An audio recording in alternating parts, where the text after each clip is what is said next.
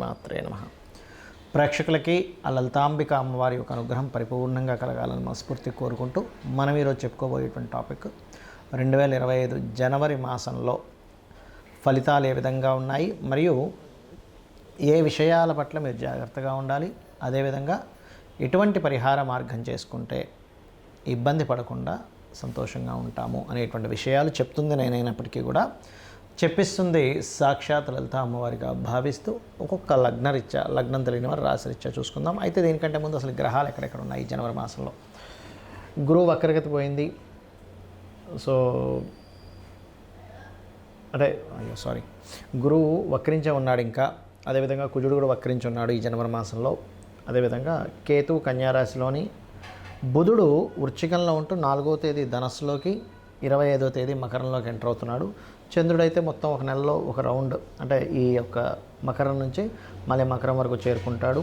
రవి 14వ తేదీ ధనస్సు నుంచి మకరంలోకి, శుక్రుడు శని కుంభరాశిలో ఉన్నాడు. ఈ శుక్రుడు మీనంలోకి రాహువుని చేరుకుంటాడు. రాహు మీనంలో ఉన్నాడు. 28వ తేదీ చేరుకుంటున్నాడు. అంటే ఆల్మోస్ట్ నెల రోజులు మొత్తం శుక్రుడు ఇక్కడే ఉంటాడు.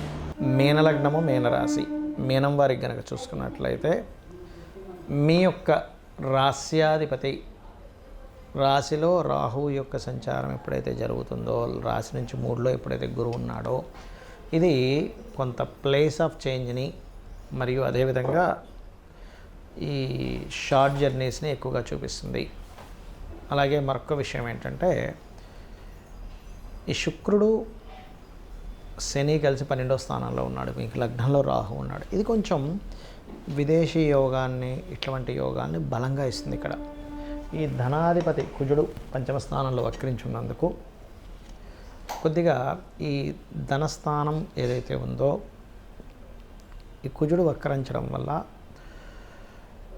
రియల్ ఎస్టేట్ రంగాలకు సంబంధించిన విషయంలో మధ్యవర్తిత్వంగా ఉండేటువంటి వాటి మూలంగా కాస్త ధనం రావడము, మరియు అదేవిధంగా మీ యొక్క సంతానాన్ని బయట దేశాలకు పంపించాలనుకునేటువంటి ప్రయత్నం ఫలించడము అనేటువంటిది బలంగా చూపిస్తుంది. అలాగే ఇక్కడ గమనించుకున్నట్లయితే సహజంగానే మీన లగ్నం వారికి పూర్వజన్మ కర్మ అనేటువంటిది తండ్రితోని, గవర్నమెంట్తోని, అధికారులతో సంబంధంగా ఉంటుంది వాళ్ళ లైఫ్ అని చెప్పుకున్నాం గతంలో చాలాసార్లు నేను మీకు. ఇప్పుడు ఉండేటువంటి గ్రహస్థితి ఏంటంటే, ఈ రవి ఎవరైతే ఉన్నారో ఇలా ఈ షష్టమాధిపతి దశమ లాభాల్లో సంచరిస్తున్నాడు.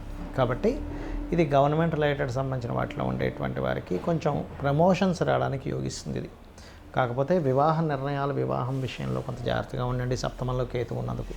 అంటే చాలామంది చేసే మిస్టేక్స్ ఏంటంటే, ఒక 4-5 సంబంధాలు చూస్తారు, వెక్స్ అయిపోతారు అక్కడికి. సరే ఏదోడు కానివ్వండి అంటాం. అంటే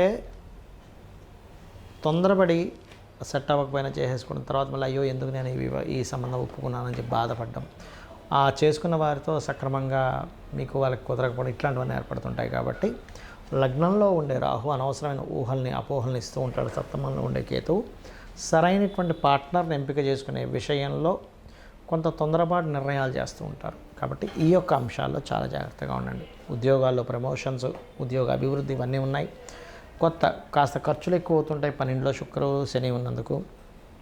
ఇన్వెస్ట్మెంట్స్ చూసి చేయండి, ఇది ముఖ్యంగా గుర్తుపెట్టుకోండి. ఇక మీరు చేయవలసినటువంటి దేవతారాధన రాజరాజేశ్వరి అమ్మవారి యొక్క అష్టోత్తరం చదువుకోవడము, మీకు దగ్గరలో శివాలయం ఏదైనా ఉన్నట్లయితే కాస్త అక్కడ అభిషేకం చేయడము, బిల్వపత్రం పెట్టి అభిషేకం చేయడం చేయండి.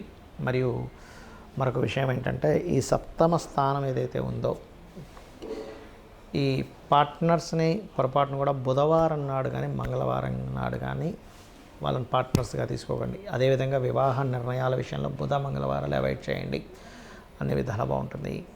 జ్యోతిష్శాస్త్రంలో ఉన్నటువంటి కొన్ని అపోహలు ఏమిటి, మిత్స్ అంటారు వాటిని. అంటే అనవసరంగా మూఢనమ్మకాలు అనుకోండి.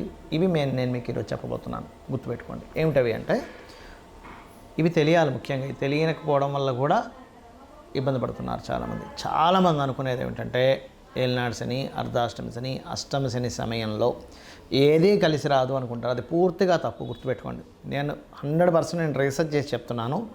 అష్టమ శని, అర్ధాష్టమ శని, ఏలినాడు శని కేవలం మీకు కొద్దిగా ఆలస్యము, అనుభవము, ఒక విషయాన్ని నేర్పేలాగా కర్మకారకుడు మీకు ఆ స్థానాల్లో ఉండి ఇస్తాడు.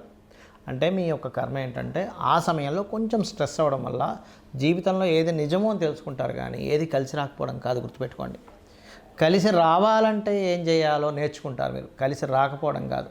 ఎందుకంటే నేను దీని మీద 140 మంది ప్రెసిడెంట్ల జాతకాలు చూశాను. వాళ్ళకి పర్టికులర్గా ప్రెసిడెంట్లను కాదు, ఎమ్మెల్యేలు, ఎంపీలు, చాలామంది జాతకాలు, పెద్ద పెద్ద బిజినెస్ మ్యాన్ జాతకాల్లో, ముఖ్యంగా రాజకీయ నాయకుల జాతకాల్లో నేను చూసింది ఏంటంటే ఏళ్ళనాటి శని, అర్ధాష్టమి శని, అష్టమి శని సమయాల్లోనే వాళ్ళు పీఎంలు, సీఎంలు కూడా అయ్యారు.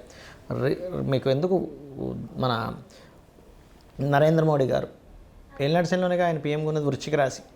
జగన్ అతను అష్టమి శనిలోనే ఆయన సీఎంగా నిలబడ్డారు.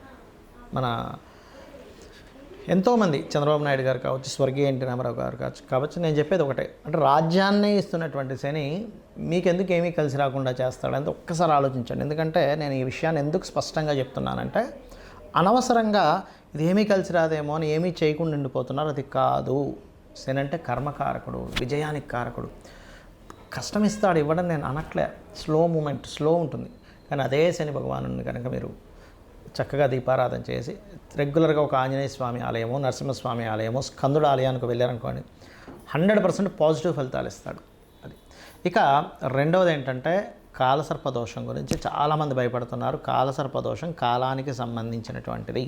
అంటే దేశ కాల సంబంధించిన పరిస్థితులు ఎలా ఉంటాయి చెప్పేటువంటి అంశం.